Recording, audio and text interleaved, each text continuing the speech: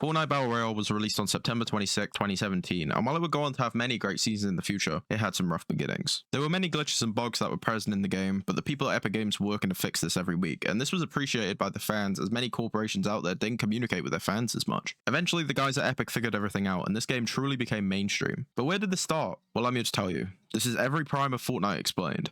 February 22nd, 2018, the day that Season 3 came out. This was when the shift began for the game, because it was taking to worldwide levels of popularity. It introduced the first full-fledged battle pass with 100 tiers, offering iconic cosmetics like Dark Voyager, Elite Agent, and the Reaper, who he himself brought a lot of eyes to the game as it was the skin of John Wick. We also got viral emotes like Take the L, which quickly spread through pop culture. Around the same time, the game expanded to iOS in March of 2018, opening the doors to a massive mobile audience and skyrocketing its player base. We also had streamers like Ninja, Myth, and Tfue who were dominating Twitch and YouTube, with Ninja's record-breaking stream featuring Drake becoming a cultural milestone, averaging around 600,000 viewers, the most of the time. Meanwhile, Fortnite's gameplay had become more polished and accessible than ever, with smooth building, refined gunplay, and better performance compared to earlier seasons. Its colourful art style, meme-worthy content, and free-to-play model made it widely shareable and appealing to all ages, especially in a market where its biggest rival, PUBG, was slower, less accessible, and cost money. All of these factors collided in Season 3, transforming Fortnite from a rising game into a global phenomenon. Fortnite's first prime really stretched from Season 3 to Season 7, a golden era where the game was firing on all cylinders with non-stop excitement, cultural relevance, and massive player engagement. I've already talked about how great Season 7 was in another video, but after that, things started to change.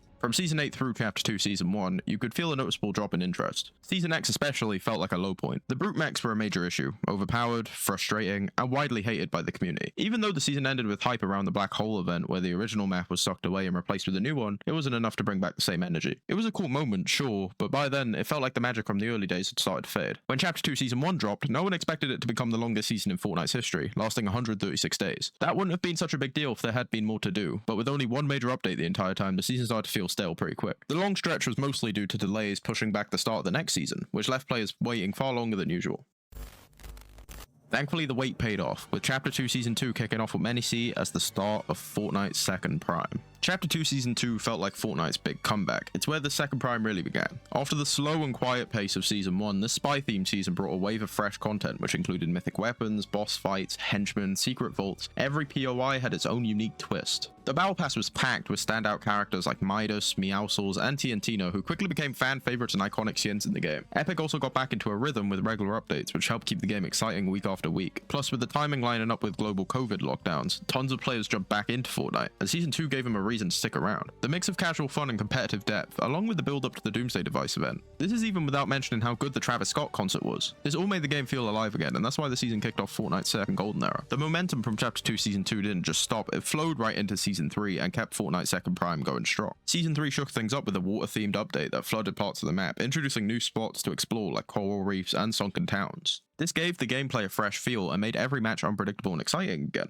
They also added new vehicles like the Shark, which made moving around and fighting even more fun. The Battle Pass kept bringing fan-favorite skins and more ways to customize your character, which the community loved. Epic kept the updates coming regularly with cool events and challenges that kept players hooked. Season 3 built perfectly on what Season 2 started, mixing fresh ideas with fun gameplay and making sure Fortnite stayed exciting and relevant. Fortnite's second prime kept rolling into Chapter 2 Season 4, which really amped things up with the Marvel theme. Epic Games brought in huge names like Iron Man, Thor, and Wolverine, which wasn't just exciting for gamers, it pulled in fans of comics and movies too. The map got another makeover with new spots tied to the Marvel storyline such as Stark Industries, giving players more to explore and fight over. The Battle Pass was packed with some of the most iconic skins so far, and Epic added special powers that changed how battles played out. This made the gameplay feel fresh. Plus, the season was loaded with cool live events and story moments that kept players coming back week after week. Season 4 nailed the mix of pop culture and fun gameplay, making sure Fortnite stayed exciting as the second prime kept going strong. The hype that carried Fortnite through its second prime started to fade in Chapter 2 Season 5. The season theme, which was called 0 Point, brought in a bunch of bounty hunters from different universes, which sounded cool but didn't quite hit the mark like the Marvel crossover did. The map changes felt less exciting, and the new characters didn't create the same buzz. Updates were less frequent, and some of the new gameplay mechanics didn't sit well with players, causing frustration. Overall, Season 5 felt like the moment when Fortnite's momentum started to slow down, losing some of the energy and excitement that made the earlier seasons so special. After Season 5, Fortnite struggled to recapture the energy and excitement of its second prime. Chapter 2 Season 6, 7, and 8 struggled to get Fortnite's prime back on track. Season 6's primal theme and crafting system didn't resonate with many players, feeling a bit clunky and repetitive. Season 7 brought a winter and alien invasion vibe with new mechanics, but didn't generate lasting excitement. Season 8, with its cube theme and the growing influence of the mysterious cube, felt like the final chapter in Chapter 2's decline. Updates were less impactful, and community interest continued to fade.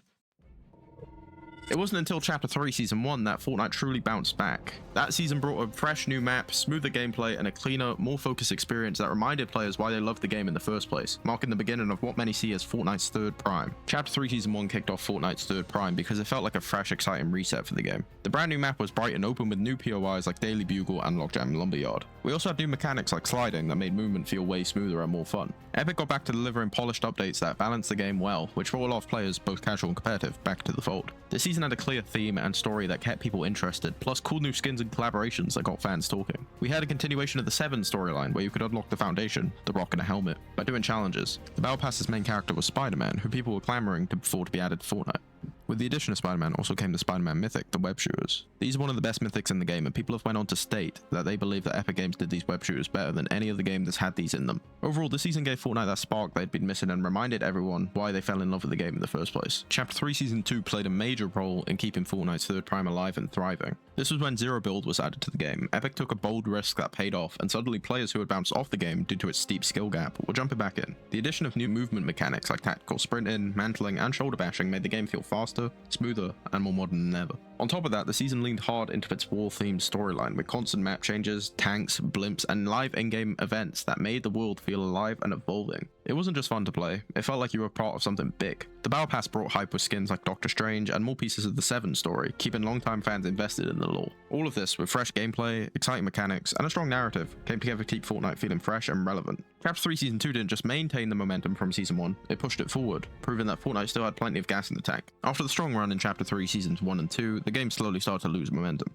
Chapter 3 Season 3, which was called Vibin', leaned into a relaxed summer party theme that some players enjoyed, but lacked the intensity and depth of earlier seasons, with some people calling it one of the worst seasons in Fortnite history. This was also the last season that Donald Mustard worked on before retiring. He was the chief creative officer at Epic Games, which means he was the reason for the Fortnite storyline since the beginning. Then we got Chapter 3 Season 4, introducing the Chrome mechanic, which was creative, but didn't quite land with the community, and it ultimately marked the end of the chapter. Chapter 4 started off promising with a new engine and map, but Seasons 1 to 3 felt inconsistent. There were new ideas like the reality augments and the first-person experiments, and while Season 2 was the best seasons out of these 3 seasons, nothing fully stuck. Updates became slower and the community started to drift again.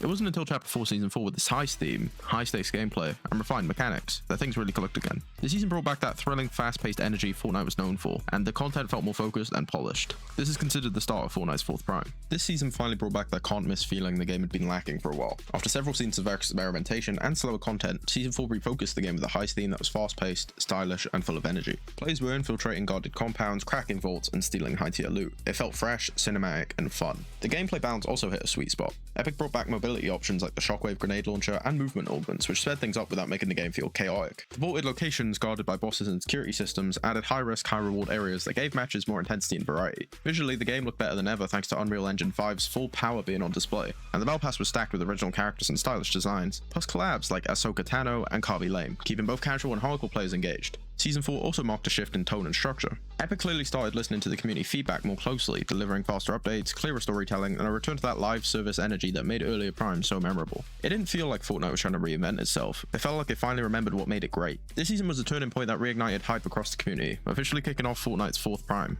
but it was only getting started. After the momentum from Chapter 4 Season 4, Epic dropped a massive surprise. Kato Thorne's Time Machine was going to bring back the original Chapter 1 map, with fan-favorite spots like Tilted Towers, Retail Row, and Greasy Grove. It was a dream come true for long-time players and a perfect intro for new ones, but it wasn't just about nostalgia. Epic nailed the pacing by cycling through different Chapter 1 seasons week by week, reintroducing old weapons, vehicles, and mechanics. Every week felt fresh, and the chaos was peak Fortnite in the best way. The hype was real, it broke records with over 44 million players in one day, proving that the classic Fortnite experience still had some serious pull. What made it even more special was how it brought the community back together. People who hadn't touched the game in years were suddenly back, streaming, posting clips, and having fun.